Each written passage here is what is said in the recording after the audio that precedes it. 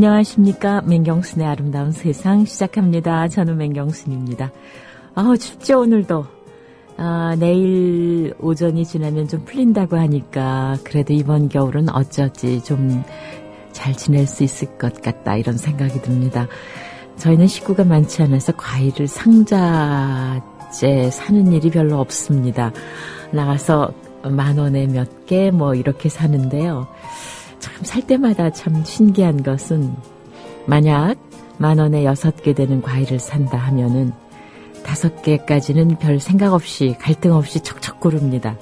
근데 마지막 1개를 고를 때는 왜 이렇게 신중해지고 진지해지고 집중하게 되는지, 이게 무력인가 식욕인가 이런 생각을 하게 돼요. 집에 가보면은 처음 고른 거나 맨 나중에 정성껏 고른 거나 다 그게 그건데도 왜 마지막이라는 것이 사람을 이렇게 신중하게 만드는가 그런 생각이 들어요.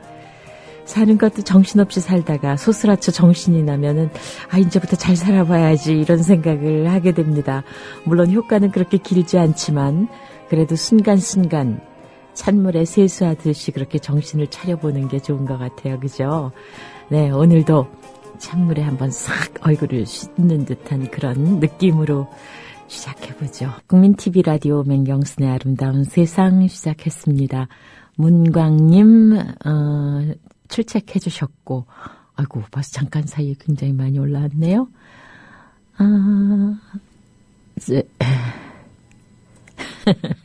만주벌파님, 맹아나운서 온 이후로 국민TV 라디오가 공정방송뿐 아니라 고품격 방송이 됐네.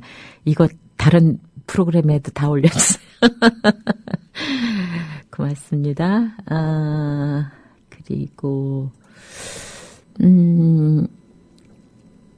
이게 어제 것까지 계속 제가 보고 있어서 이렇게 많이 오늘도 많이 올려주세요. 네, 시생님께서 1등의 영광을 문광님께 수여하셨고, 모기실어님, 목소리만으로도 힐링이 돼보긴 처음입니다 하셨어요. 정말요? 돈 내셔야 되는데? 네, 선곡도 기가 막히네요 하셨어요. 첫 곡 들어보시고 어떻게 이렇게 감을 잡으셨습니까? 우리 잘생긴 진돗개 모습 올려주신 꽃고양님. 네. 아침에 이 개는 큰 개라도 보면 귀여워요. 그죠? 무섭지만 않으면 되는데. 시생님께서 또 로라피지 사진 올려주셨는데, 굉장히 분위기 있는 여성이네요. 커피나무님, 네, 아까워서 꼭꼭 눌러 담아 듣고 싶은 방송입니다. 네, 고맙습니다. 네, 일단 전하는 말씀 듣고 또 음악 들으면서 여러분 글 소개해드리면서 또 초대 손님도 모시고 그래 보겠습니다. 네, 오늘 재밌는 글이 올라와서 소개를 해드리겠습니다. 꽃고양님, 30이시래요. 좋으시겠다. 정말 좋으시겠다. 30에 언니는 그러니까 언니는 저 가리키시는 말인데, 언니라고 불러도 되죠. 이거는 언감생심 영광이죠. 제 나이 언니라고 불리다니. 나이 30에, 제가 그래서 가만히 계산해 봤어요. 30에 뭐 했나 하고 보니까, 29살에 제가 둘째 아이를 낳았더라고요. 그런데 제가 아이 기르는 거나 살림하는 것에 그렇게 능숙하지 못했습니다. 그래서 그 1년 동안 제가 좀 우울했었던 것 같아요. 그런데 이제 1년 지나니까 아이도 어느 정도 크고, 익숙해지고 또 예뻐지고 이래서, 아주 열등생이다가 조금씩 성적이 회복되는 듯한 그런 느낌을 가졌던 그런 즈음이었던 것 같습니다. 꽃고양님은 결혼하셨나요? 그런데 비록 아주 모범생이고 우등생이지는 못했지만 모르겠습니다. 독신으로 사시면은 또 그 나름대로의 또 충실한 삶이 되실 수 있는데요. 저는 또 그렇게 또 독립적이 못 돼서 그냥 아이 낳아서 세월이 아이를 키워준 것에 대해서 대단히 감사해 하고 있습니다. 그리고 제 존재 외에 다른 두 존재가 있다는 거, 아이들이 있다는 거, 이거 참 감사하고 있어요. 그래서 30쯤에 그랬었구나 그런 생각을 꽃고양님 글 때문에 하게 됐습니다. 자, 날씨 좀 알려드려야죠. 이 날씨가 내일 오전을 기점으로 해서 조금 풀린다고는 합니다. 그런데 이제 내일 오전까지는 춥다 생각하시고 마음 단단히 잡수시고요. 서해안과 제주도에는 아침까지 황사가 섞인 눈이 예상됩니다. 철원 오늘 아침 기온이 영하 10도까지 내려갔고 서울이 영하 7도 정도였어요. 어제보다 한 4, 5도는 낮았습니다. 제주 산간은 최고 30cm에 더 많은 눈이 내리고 서해안 동해안에도 한 1 내지 5cm의 눈이 쌓이겠다고 합니다. 30cm 눈이라면 도대체 어떻게 되는 거죠? 30cm 자를 생각하면은 아이고 대단합니다. 오늘 낮 최고 기온은 서울 영하 1도, 대전, 전주, 영상 1도, 대구 3도 등 종일 영하의 추위가 이어지겠습니다. 지금 시각은 9시 13분인데요. 신청곡과 사연은 팟빵 게시판으로 올려주시기 바랍니다.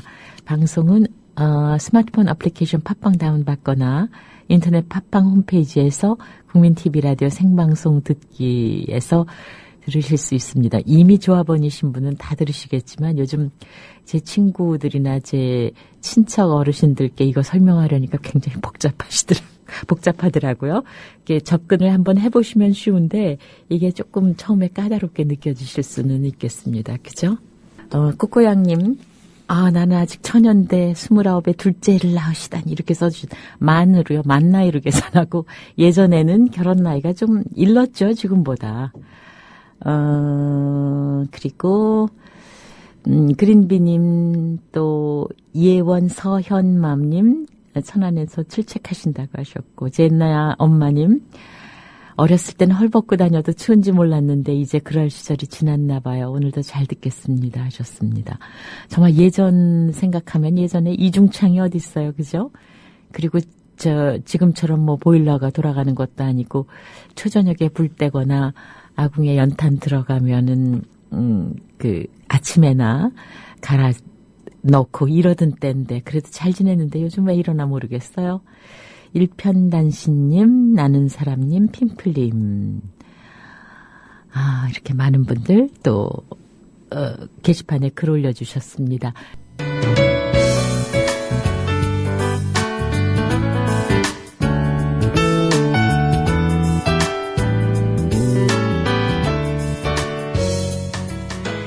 네, 화요일 손님입니다. 민낯의 장애인 순서 권순철 조합원께서 나오셨습니다. 안녕하세요. 네, 안녕하세요. 시각장애인 권순철입니다. 반갑습니다. 네. 그런데 네. 오늘 오실 때 물론 요 앞까지는 차를 타고 오셨겠지만 네. 이렇게 왜 땅에 발 딛는 느낌이 좀 미끌미끌하지 네. 않았어요? 이게 얼어 있더라고요, 주위가. 그죠. 네, 조심하셔야 돼요. 조심하셔야 되고요. 네. 특히 이제 앞이 안 보이게 되면 판단력이 조금 흐려질 수 있습니다. 그래서 네. 정말 초집중력이 아니면 네. 미끄러지기 쉬울 것 같다. 살얼음이더라고요, 또. 그렇죠. 네, 살얼음이라 더 네. 미끄러울 것 같더라고요. 근데 오늘 제가 중요한 걸 우리가 정해야 돼요. 네.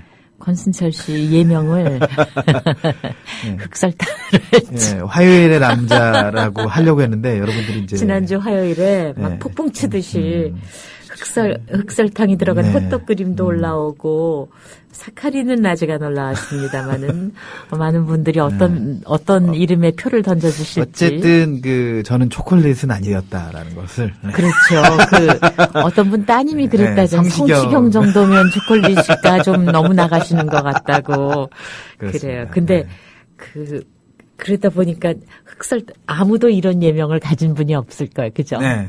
흑설탕이 될지, 사카린이 될지 여러분들이 네. 투표를 해주시면은. 사카린은 조금 외래어에서, 외래어로 예명 비슷하기는 한데 몸에 이롭다는 말이 잘 없어가지고요. 그러게요. 근데 네. 오해라고 하기도 하고. 네. 많이 먹으면 해롭죠. 설탕도 마찬가지고. 사카린 좀 이상하죠? 네. 어디 두고 보겠습니다. 네. 여러분들 사카린이 될지, 흑설탕이 될지. 네. 많은 관심 가져주시기 바랍니다. 네, 오늘 민낯의 장애인 네. 오늘 어떤 분 만나고 오셨어요? 네, 직접 목소리로 확인해 보시죠. 저는 강윤택이라고 합니다. 30대 중반에 40대 몸매를 갖춘 시각장애인이고요. 하는 일은 우리 동작 장애인 자립생활센터라는 곳에서 같이 일하고 있습니다. 30대인데 40대 진짜 그렇습니다. 뭐 어떻게 보셨다고 그렇게 제가 진짜 그래요? 좀 친해가지고 개인적으로 만져봤습니다. 네. 근데 우리 동작 장애인 생활센터? 네. 이름 길어요. 네. 네. 어떤 단체죠? 우리 동작 장애인 자립생활센터. 장애인 자립생활센터는 장애인들의 자립생활을 위해서 장애인들이 직접 만든 단체입니다. 네. 근데 장애인 자립센터를 장애인들이 스스로 만들었다 하면은 정말 뭐가 필요한지, 지금 상황에 뭐가 부족한지 이런 걸 너무나 스스로 잘 아시기 때문에 그죠? 네. 근데 뭐 특별한 계기가 있을까요? 물론 있습니다. 근데 그 계기를 알기 위해서 강윤택 씨가 장애인으로서 어떻게 살아왔는지를 알면 그 계기를 좀 더 쉽게 설명할 수 있을 것 같아서 윤택 씨의 삶에 대해서 좀 알아볼 필요가 있을 것 같아요. 네. 강윤택 씨는 7살 때 자전거를 타고 가다가 사고를 당하셔서 시각장애인이 되셨습니다. 네. 지금 현재 불빛도 구별할 수 없는 전맹 시각장애인이고요. 7살, 그러니까 후천적으로 그렇죠. 실명을 하셨으니까 네네네. 굉장히 참 어린 나이에 받아들이기도 어려웠을 거예요. 그렇죠. 근데 이제 물론 답답하고 불편한 점은 있었지만 많이 힘들지는 않았다고 해요. 네. 오히려 성인이 돼서야 장애가 힘들구나라는 걸 알게 됐다고 하는데요. 네. 근데 목소리가 말이죠. 네. 굉장히 힘이 있고 밝으셔요. 그렇죠. 네. 어렸을 때는 어땠을까요? 그 목소리만큼이나 또래 친구들을 이끄는 역할을 많이 했다고 하는데요. 강윤택 씨 목소리로 어린 시절 이야기 들어볼까요? 또래에서도 골목대장 노릇을 하고, 근데 이제 지금 생각해보면 왜 그랬을까 싶을 정도로 뭐 바른 리더십이었다고 생각은 안 해요. 애들도 막 때리고. 근데 이제 그때도 뭔가 좀 어떤 사안들에 있어서 좀 주도하려는 그런 건 좀 있었던 것 같고요. 어렸을 때도. 그 다음에 이제 또 특히나 좀 약한 애들 누가 괴롭힌다든가. 또 그러면서 저도 또 사람들을 괴롭히긴 했지만 제 판단 기준에서 좀 부당하다라고 하는데 좀 저항하려는 어떤 그런 기질이 좀 있었던 것 같고, 솔직히 뭐 반장 안 시켜주고 회장 안 시켜주면 삐질 정도로 그런 부분도 좀 어렸을 때부터 있었던 것 같아요. 제가 반장 회장 안 시켜준 삐졌다고요? 네. 그렇습니다. 윤택 씨는 6학년 때 전교 어린이 회장에 뽑히기도 했고요. 네. 고3 때 학생회장을 하기도 하는 등 매우 적극적인 학창 시절을 보냈습니다. 네. 그러면 그야말로 저희 어렸을 때는 그야말로 이렇게 왜 우등생 그런 코스를 걸었어요. 네, 맞아요. 네. 근데 윤택 씨의 진로가 결정되는 고등학교 때는 풍파가 좀 많았다고 합니다. 어떤 진로를 택해야 할지보다는 선택의 여지가 없다는 것이 문제였습니다. 네. 윤택 씨가 고등학교를 다니던 90년대 후반의 시각장애인 진로 선택 상황에 대해서 한번 들어보겠습니다.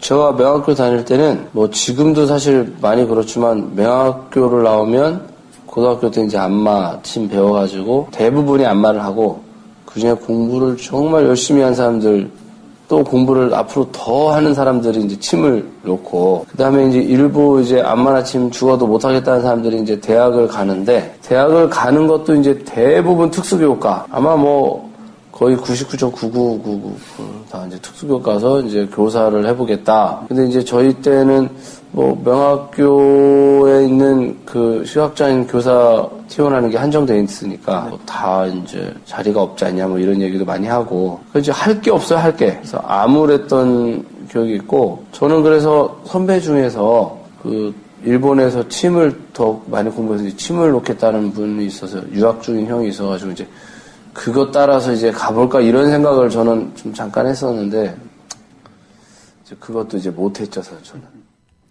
네. 정말 밝게 그때까지 살아왔는데, 그 상황에서 나의 그런 장애 조건 때문에 해야 할 일이 정말 몇 개 안 된다는 것에 암담할 거예요. 그렇습니다. 그렇죠? 네. 근데 윤택 씨는 그럼 어떤 진로를 택했습니까? 윤택 씨는 대학을 갈 생각이 없었다고 합니다. 네. 대학을 가봐야 특수교육학과나 사회복지학만 할 수 있었기 때문이죠. 앞서 말했듯이 침을 배우고 싶어 했던 윤택 씨. 하지만 갑작스럽게 아버지가 돌아가시게 되면서 네. 아버지가 소원했던 대학을 가기로 마음먹고 특수교육학과에 진학했는데요. 그때부터 장애에 대한 어려움에 직면하기 시작했습니다. 네. 명학교 안에서만 살았을 때는 그게 크게 부각이 안 되는데 비장애인들하고 같이 공부하고 생활하고 놀고 하면서 하다못해 심지어는 노는 것 같아요. 네, 이제 같이 어울리기가 이제 어려운 게 당구 치러 가는 거, 나이트. 그다음에 이제 그때 당시에는 DDR이라고 이제 그렇죠. 펌프 이게 되게 유행했어요. 그래서 이제 그것도 하는 게 참 어렵고. 그래가지고 굉장히 이제 그런 모든 환경에서 이 안 보이는 게 이제 불편함이나 다름, 장애로서 이제 느껴졌죠. 그 어려움을 이겨낼 수는 없다고 봐요. 어려움을 적응해야 될 필요가 있지 않겠습니까? 기본적으로 저는 이거는 어떻게 표현하냐면 버티기라는 표현이에요. 그러니까 우리가 이제 우리 시각장애인들끼리 살았을 때는 저기 없는 이제 비장애인 사회에서 우리가 같이 살아가다 보니까 굉장히 일단 불편하고 심리적으로 위축되고 사람들하고 많이 있어도 외롭고 예를 들어서 어떤 모션이나 장면을 보고 다들 웃는데 나는 뻘쭘한 거거든요. 이게 외로움인데 그런 것들을 잘 버텨내고 그 안에서 버텨내야만 이제 친구로서 또 하나의 사람으로서 구성으로서 이제 다가갈 수가 있었던 것 같아요. 그래서 그런 버티기 과정에서 굉장히 노력들이 또 많이 필요하죠. 영화도 대본을 열심히 찾아서 내용을 그 영화를 그냥 건성으로 본 사람보다 더 정확히 알 정도로 대본을 보니까 그리고 이제 당구장 가서도 치는 거예요. 개판 오히려 딴 사람 치는 거 방해가 돼요. 내가 휘두르면 나이트에 가서도 국민체조례도 하고 그래서 사람들이 볼 때 우스워 보이기도 하고 미숙해 보이기도 하지만 그렇게 하려는 노력과 그 버티는 마음으로 이제 해서 그럭저럭 버틸 수가 있었죠. 그야말로 그냥 버틴 건 아니었네요. 네, 이제 굉장히 노력이 들어가고 그러다 보면 또 이런 점이 있습니다. 이제 시각장애인들이 노력을 기울이다 보면 시각장애인이 잘 안 접해본 사람들이 볼 때는 이 대단해 보이는 거죠. 예를 들어서 볼링을 치러 가서 10프레임까지 계속 또랑만 빠지다가 어쩌다 한번 맞히면은 굉장한 사람으로 보는 거죠. 네, 이제 이런 것처럼 그래서 그 사람들이 본 시각장애 중에 제가 볼링을 제일 잘 치는 사람이니까. 네, 그래서 이제 그렇게 인정을 받으면. 네, 버텨낸다는 것이 그야말로 정말 남들은 생각 못하지만 생존하고 직결돼 있는 거죠. 네. 살기 위해서 버티는 거 아닙니까? 네. 그런 것을 보면은 장애를 가지신 분들이 산다는 것은 정말 버티고 유도해서 굳히기? 네, 굳히기. 누르기. 아유, 정말 그러시겠어요. 네. 근데 지금 그 사이에 게시판에 글이 많이 올라왔는데요. 아, 그래요? 네.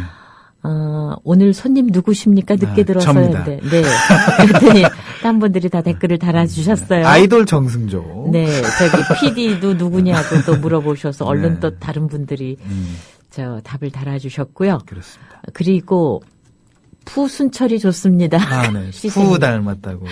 네, 시생님이 올려주셨는데 지금 두 분께서 꽃고양님 청취자님께서 흑설권 씨, 흑설탕 강추요. 네, 흑설탕이 지금 많이 나오고 있네요. 그랬습니다. 네. 흑설탕 좋죠. 그 뽑기도 만들 수 있고, 네, 그렇습니다. 호떡도 만들 수 있고, 그죠? 네. 행복한 둥이마님, 반갑습니다, 권 반장님 하고 환영을 해주셨습니다. 네, 지적동 김님께서 눈 오는 사진 올려주셨어요. 출첵하신다고. 네, 똥강아지맘님. 초대 손님 설명 듣고서 외할머니가 생각났습니다. 저희 할머니도 시각장애인이셨는데 부지런하고 긍정적이시고 열정적으로 인생을 사셨습니다. 지금 먼 곳에 가셨지만 갑자기 생각납니다 하셨어요. 오히려 부지런하고 열심히 하는 것, 열정적인 것이 버티기 중에 하나가 아닐까 하는 생각도 그래요. 됩니다. 또 그래야지 우리 장애를 가지신 분께서 정말 살아남으셔야 되니까, 그죠? 네. 근데 우리 아까 잠깐 그 인서트가 방송 못된 게 있었는데. 네. 우리 동작 장애인 자립생활센터 소개 잠깐만 50초 정도 되니까 들어보시죠. 우리 동작 장애인 자립생활센터는 동작구에 위치하고 있고요. 중증 장애인들, 시각장애인, 지적장애인, 지체장애인, 또 청각장애인 모든 어떤 장애 유형을 포괄해서 중증 장애인의 자립생활을 지원하기 위한 동료 상담, 권익공호, 그다음에 자립생활 기술을 위한 정보 제공 이런 활동들을 하고 있습니다. 네. 그러면 이제 이 강윤택 씨 얘기를 이제 계속 좀 들었으면 좋겠는데 어떻게 여기까지 오셨는지. 그러니까요.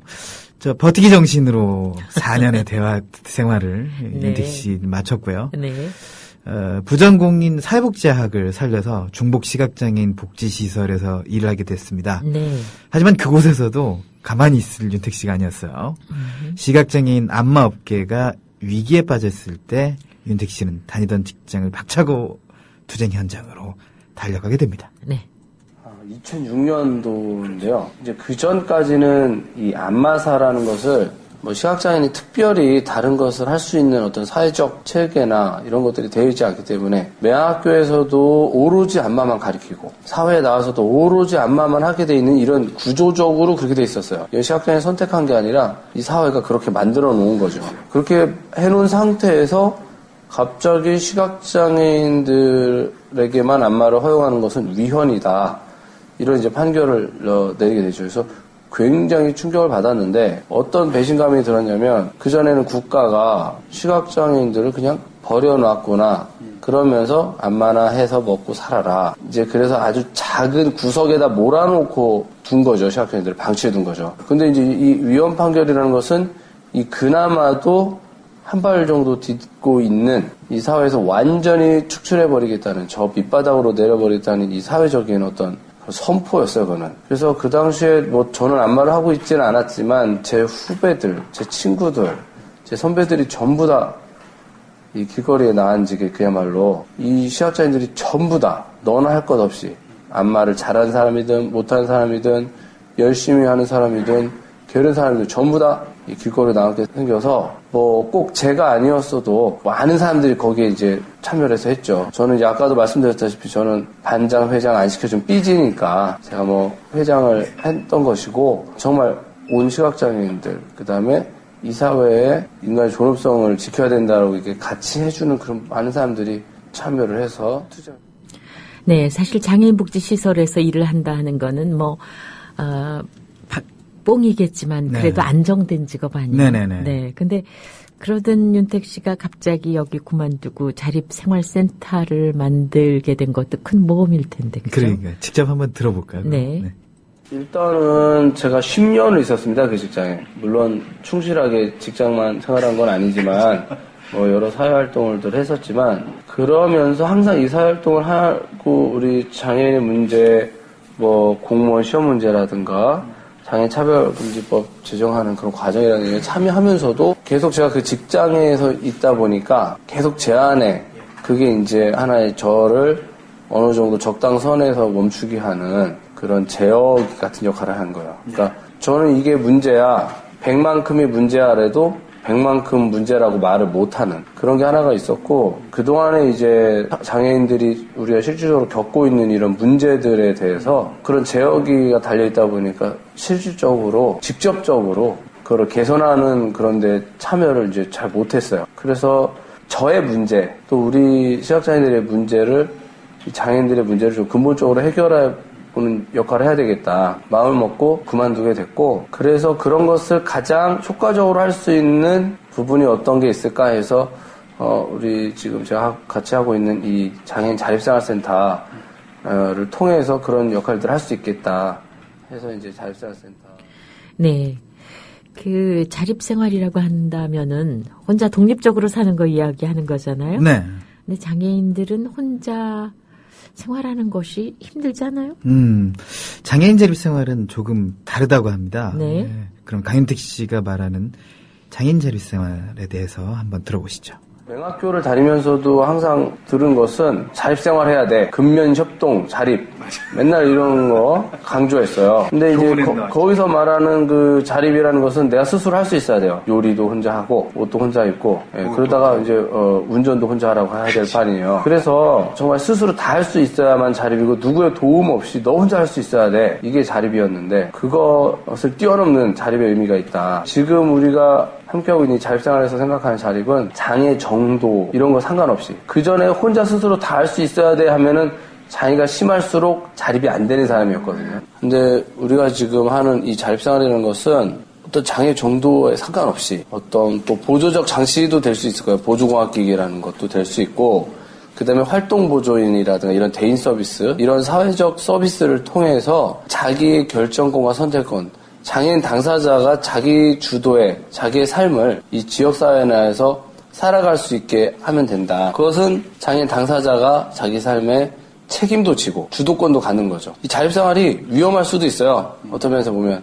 저도 옛날에 불 낸 적도 있고 그런데 가스로 라면 끓이거나 불도 낼 수 있고 근데 그 위험도 감수하고 그렇지만 내가 무엇을 해 먹을지 불을 날지도 모르지만 그런 위험도 감수하면서 내 삶의 모든 주도권을 장애인 당사자가 갖게 하는 것 이것이 자립생활이다. 그래서 저희들이 어렸을 때 저는 도저히 남들 너는 안 보이니까 남들 10배로 공부해야 된다. 10배로 노력해야 된다. 저는 도저히 10배로 남들 10배로 할 수가 없어요. 그래서 저는 도저히 자립생활을 할 수 없고 도저히 다른 사람하고 비슷한 사람으로 살 수 없는 걸로 알았는데 그렇지 않다. 그래서 그런 네.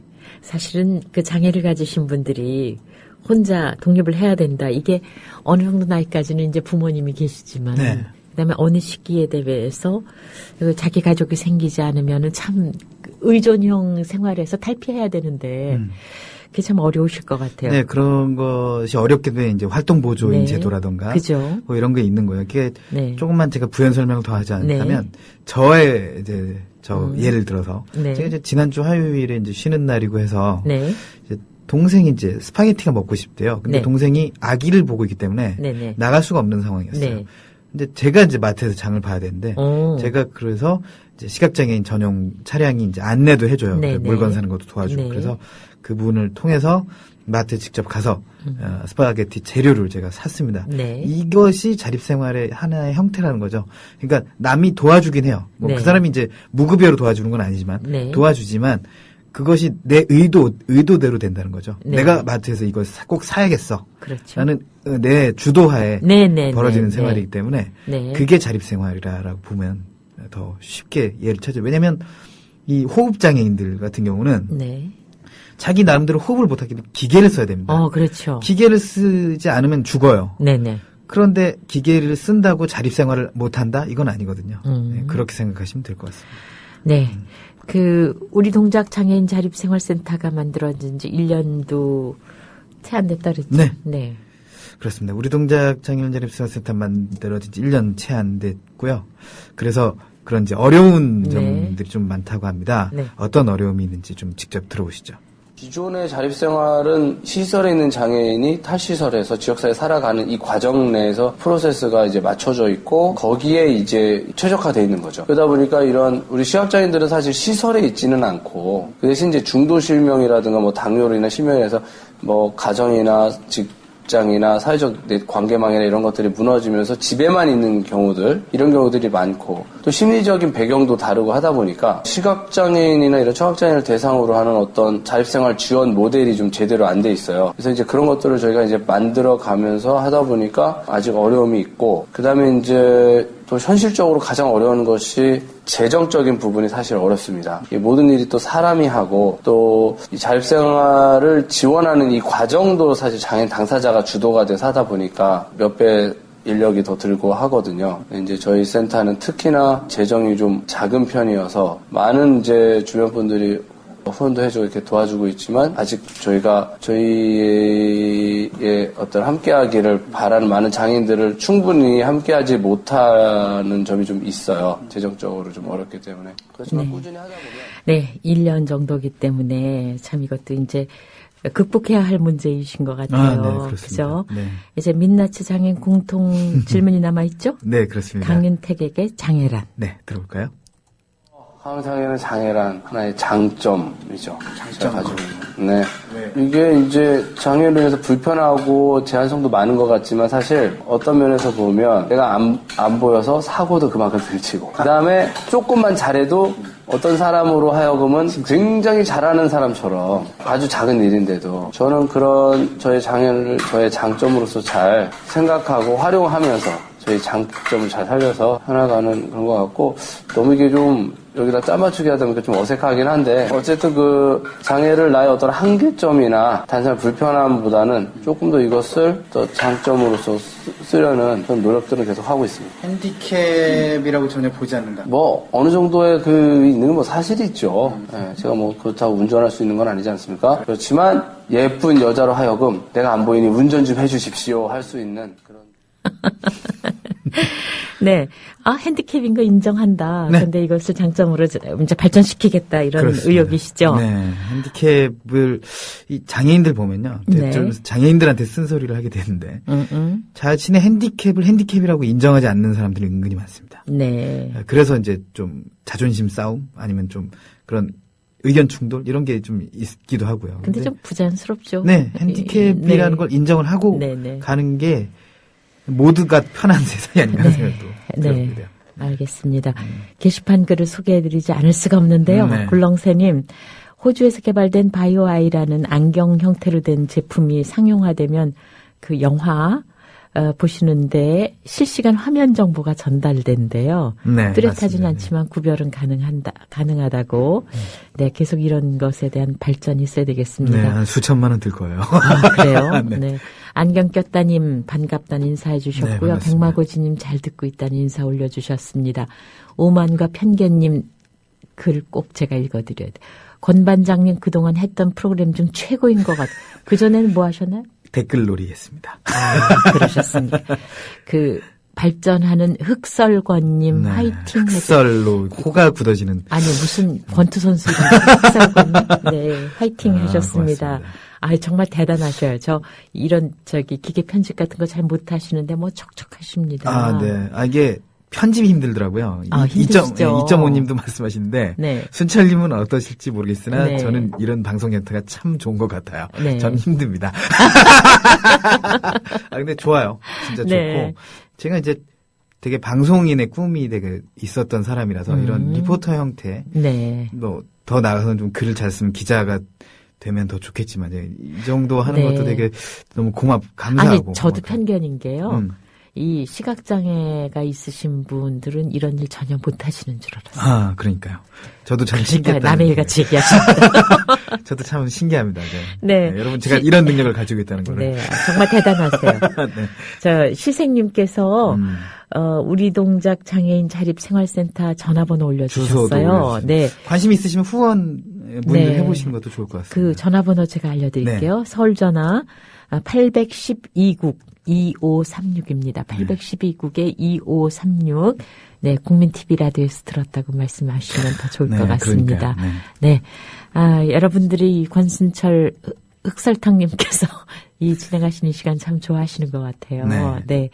저도 정말 참 감탄하면서 이게 작업하시는 게 정말 저로서도 엄두가 안 날 정도로 정말 잘하세요. 그래도 저는 뭐 국민 TV 라디오 청취자 여러분들이 네. 장애인에 대한 편견을 이런 프로그램으로서 깬다, 코너로서 깬다는 네. 게 네. 정말 중요한 일이라고 생각하고 그리고 네. 제 이제 꿈이 있기 때문에 꿈에 한 발짝 더 다가가는 것 같아서 네. 기분이 좋고 정승조 아나운서한테 메일로 그렇게 썼습니다 제가. 네. 네. 네, 기분이 너무 좋다. 네. 힘들긴 하지만. 네. 힘들긴 하지만 힘든 기분이 건 좋다. 사실이다. 저는 네. 이거 인정합니다. 네. 좀 힘듭니다. 글쎄 우리 생각에는 그 두 가지가 전혀 같이 갈 것 같지 않은데 그렇죠. 그죠? 네, 힘들지만 네. 정말 보람찬 일이다라는 생각을 네. 너무 많이 하게 되고 네. 여러분들이 이런 극찬이거든요. 그죠? 네, 네. 극찬인데 저는 이제 방송계 정말 지상파도 뭐 한두 번도 안 가보고 이렇게 막 하는 건데도 불구하고 여러분들이 이렇게 극찬해 주시니까 더 열심히 네. 또 진짜 정말 어렵게 사는 장애인들 네. 이야기 많거든요. 그 네. 이야기들까지도 네. 제가 속속들이 다 전해드릴 수 있도록 노력하겠습니다. 네. 그리고 제가 흑설관님께 감사하는 것은 제가 이제 장애를 가진 분들이라고 방송을 하면 어떻게 하면 그분 마음에 안 거슬리고 하나 이렇게 왜 그런 맞아요. 조심을 많이 네, 조심하게 했거든요. 돼요. 근데 네. 우리 권순철 반장님은 정말 아무런 그런 그 어려움 없이 네. 정말 자연스럽게 제가 말씀을 드릴 수 있어서 참 좋습니다. 저한테는 이제 막 하셔도 된다라는 거죠. 아니요. 막 하지는 않습니다. 그럼요.